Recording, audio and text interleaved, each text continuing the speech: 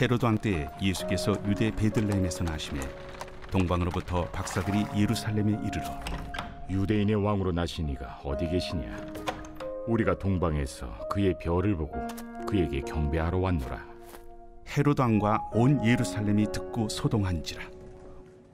왕이 모든 대제사장과 백성의 서기관들을 모아 그리스도가 어디서 나겠느냐 물으니 유대 베들레헴이오니 이는 선지자로 이렇게 기록된 바. 또 유대 땅 베들레헴아, 너는 유대 고을 중에서 가장 작지 아니하도다. 내게서 한 다스리는 자가 나와서 내 백성 이스라엘의 목자가 되리라 하였음이니이다.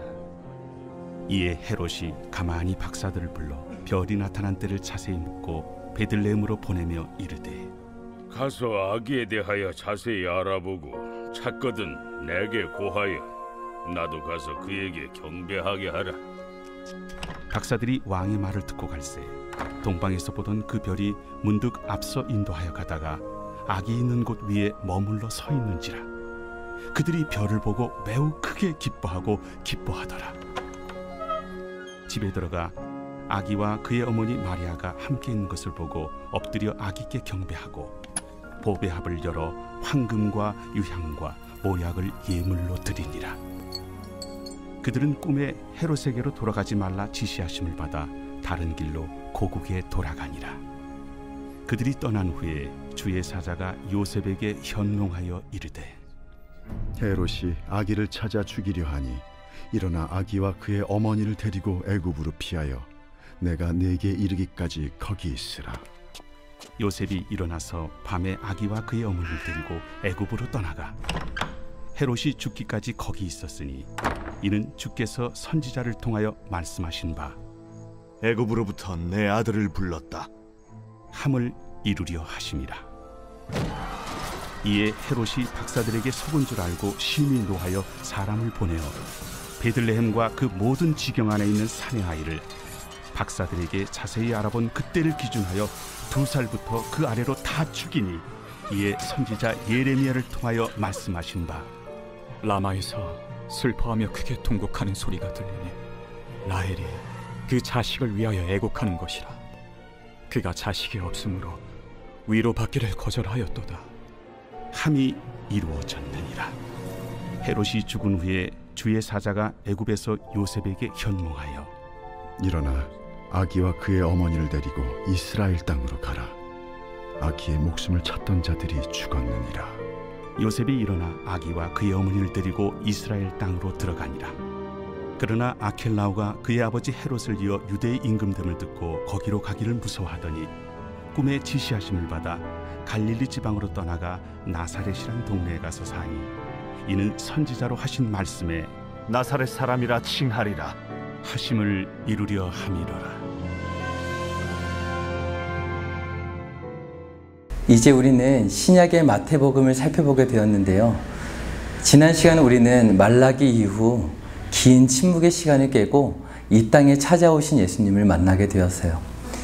예수님은 요셉과 마리아의 육적인 자녀가 아닌 성령으로 잉태되셨죠. 로마서의 말씀처럼 생명을 창조하시는 성령의 능력으로 태어나셨고 죄와 사망의 노예가 되어버린 하나님의 형상들을 이제 다시 회복하실 구원자로 오신 거예요. 마태복음 1장 23절의 말씀이었죠. 보라, 처녀가 잉태하여 아들을 낳을 것이요 그의 이름은 임마누엘이라 하리라 하셨으니 이를 번역하면 하나님이 우리와 함께 계신다, 이런 의미였어요. 천지를 지으신 하나님께서 여호와 하나님으로 이스라엘을 자신의 백성 삼아 주셨고 이스라엘을 통하여 만군의 여호와 하나님의 이름으로 열방인 하나님의 영광을 나타내게 하셨고 이제 육신을 입고 인간의 모습으로 나타나신 분, 그분은 임마누엘의 왕으로 오신 예수님이셨어요. 오늘 말씀을 보니까 임마누엘의 왕으로 오신 예수님을 맞이하고 있는 세 무리가 등장하는데요. 헤롯 왕가와 동방 박사들, 그리고 예루살렘 백성들이에요. 오늘 읽었던 말씀 1절을 함께 볼까요?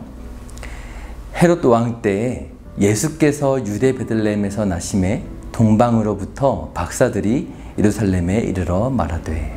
아멘. 예수님을 맞이하는 무리 가운데 헤롯 왕가와 동방으로부터 온 박사들이 등장하고 있어요. 먼저 헤롯 왕가는 로마 제국의 위임을 받아 유대 땅을 통치하던 가문이었어요. 이들은 자신들이 통치하던 유대 땅을 통해 자신들이 얼마나 이득을 얻을 수 있을까 고민하면서 로마 제국의 통치 아래 유대 땅을 다스렸어요. 그리고 또 말씀을 보니까 동쪽으로부터 온 박사들이 등장하고 있죠. 이들은 누구일까요? 열왕기상 4장의 말씀을 보면 솔로몬이 하나님께 받은 지혜의 선물이 동쪽 사람들의 지혜에 견주어 뛰어났다 기록되어 있는데요. 동쪽은 바벨론, 페르시아가 있었던 땅을 일컫는 표현이었어요. 이곳 사람들은 솔로몬의 지혜에 견줄 만큼 세상의 지혜와 철학을 갖고 있었던 사람들이었어요. 여기서 박사들이라고 되어 있는데 이 단어는 마고스라는 헬라어인데 영어로 매지션, 마술사라는 단어가 여기서 나온 말이에요.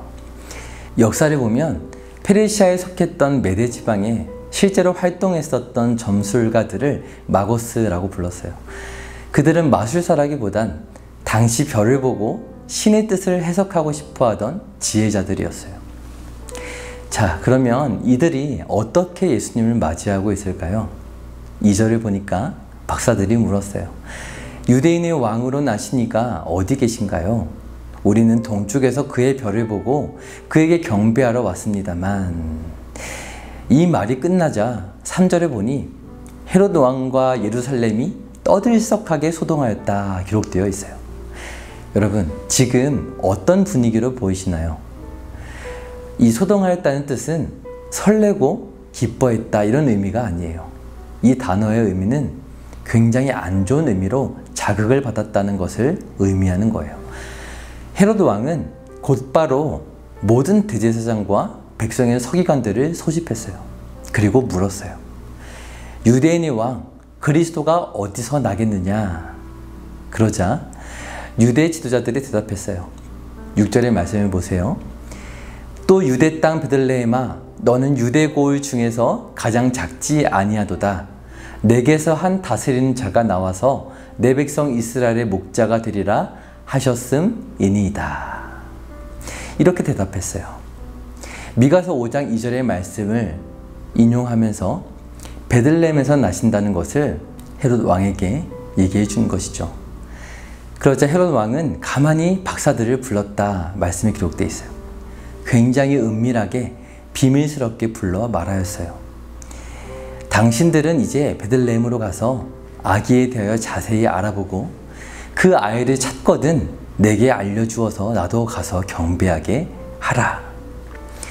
여러분, 헤롯이 왜 이렇게 긴장하고 있는 걸까요?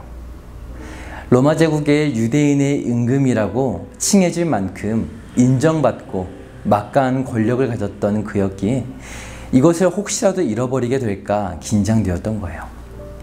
하지만 동방 박사들은 너무나 순수함 그 자체였어요. 설레는 마음을 안고 예수님의 위치를 알려주던 별을 따라 베들레헴으로 향했어요. 그들의 반응은 어땠나요? 10절의 말씀을 보니까 그들은 별을 보고 매우 크게 기뻐하였어요. 그리고 이제 아기 예수님을 만나게 되었어요. 비록 아기임에도 불구하고 경배하기 위해 준비해온 선물이었던 황금과 유향과 모략을 예물로 드렸어요. 이 물건들이 어떤 의미인지는 해석이 분분하지만 분명한 건 황금이 귀했던 것 말할 것도 없고 유향과 모략은 당시에 왕족들 사이에 거래되던 귀한 향료였던 점에서 정말 예수님을 유대인의 왕으로 생각하고 있었음을 알 수 있어요. 이제 이들이 해야 할 일이 한 가지 남아 있었죠. 무엇인가요? 같이 경배하자고 했던 헤롯 왕에게 이 위치를 알려주는 것이었어요. 사랑하는 여러분, 어떻게 하는 게 맞을까요? 헤롯 왕에게 말해도 되는 걸까요? 아니죠. 그들은 이때까지만 해도 자신들의 말로 인해 어떤 끔찍한 일이 일어날지 몰랐을 거예요. 헤롯 왕은 아기 예수를 죽이기 위해 만반의 채비를 하고 있었어요. 그러자 12절에 놀라운 일이 일어나요.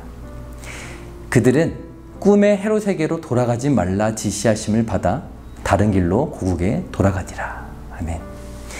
하나님께서 꿈에 헤롯 왕에게 가지 말고 고국으로 돌아가라 지시해 주신 거예요. 이뿐만이 아니었어요.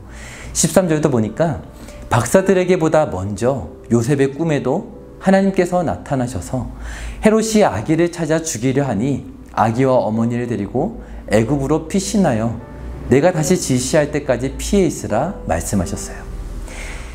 이제 16절부터의 말씀을 보니까 결국 헤롯 왕은 예수님을 찾지 못하자 유대 지도자들이 말해 주었던 대로 베들레헴을 중심으로 사내 아이들 2살 밑으로 다 죽이게 되었어요. 너무나 끔찍한 일이죠.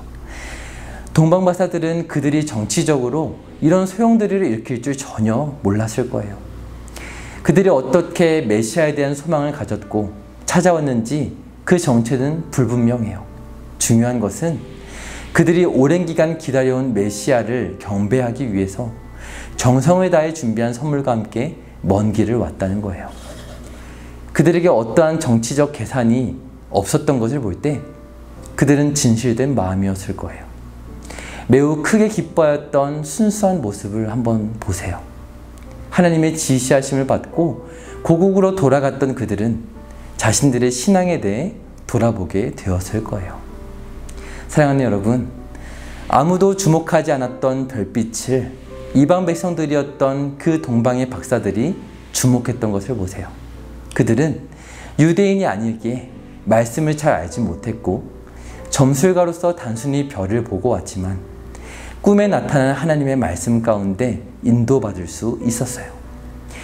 하나님의 진리보다 점성술을 의지하여 왔던 그들이었지만 하나님은 그들이 가진 불완전한 방식, 그 안에서도 역사하셨어요. 그들의 지식은 짧았을 수 있어요. 하지만 말씀 가운데 인도받기까지 하나님은 그들에게 은혜를 베푸셨어요. 말씀은 우리의 인생을 정확하게 인도하는 빛이 돼요. 시편 119편에 이런 말씀이 있죠. 주의 말씀은 내 발의 등이요 내 길의 빛이니이다. 아멘. 혹시 지금까지 불완전한 지식을 의지하며 살아오진 않으셨나요? 이제 말씀 안에 정확하게 인도받는 저와 여러분이 되시길 바라요. 끝으로 오늘 2장의 마지막 부분을 살펴보려 하는데요. 예수님을 품은 요셉 가정도 말씀 안에 인도받기를 경험하고 있었어요. 마태는 복음서를 기록하는 가운데 말씀으로 이끄시며 구약을 성취하고 계신 하나님을 보여주고 있어요. 19절을 보세요. 헤롯이 죽은 후에 주의 사자가 애굽에서 요셉에게 현몽하여 이르되, 주의 사자는 요셉에게 1장에서부터 계속하여 꿈에 나타나셔서 말씀해주고 계세요. 말라기 이후에 400년의 침묵기를 깨고 하나님의 현몽을 경험하던 요셉은 점차 상황의 엄중함을 인식하기 시작했을 거예요. 내가 예수님을 품은 가정이구나. 그는 이제 헤롯이 죽었다는 이야기를 다시금 현몽 가운데 듣게 되고 이스라엘로 갈릴리 지방의 나사렛으로 가게 돼요. 이 급박한 상황 속에 구약의 예언들이 성취되기 시작하는 것을 계속하여 마태는 보여주고 있어요. 헤롯의 불순한 동기에서 나온 질문이었지만 그 자리에서 시작된 구약을 비추는 조명이 이제는 흘러가는 역사의 상황을 따라 성취되며 마치 스포트라이트를 비추듯 켜지기 시작하는 거예요. 사랑하는 여러분, 희미한 별빛을 보고 살아갈지라도 그것이 하나님의 말씀이 비추는 길이라면 걸어가시길 바라요. 오늘 우리의 삶이 하나님의 나라와 통치가 실현되는 무대가 될 수 있도록 이끌어 주실 거예요. 사랑하는 여러분, 우리의 인생을 정확하게 인도해 가시는 하나님을 오늘도 만나고 따라가는 복된 인생이 되시기를 주님의 이름으로 축복드려요.